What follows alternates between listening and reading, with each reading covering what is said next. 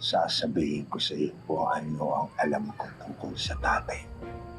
Eh di sabihin niyo na ho kung ano po ba talaga yung nakita niyo nung gabing na aksidente ng tatay ko. Hindi na aksidente ang tatay mo. Narinig ko yung mga usapan ng pulis na sumemplang yung motor niya. Hindi totoo yun. Nakita ko kung ano ang nangyari. Sinadya yun. May tumulak sa kanya. So ibig sabihin, hindi totoo yung mga findings ng mga pulis. Oo. Kitang-kita ko ang nangyari. Sinadya yun. May nanakit kay Aming.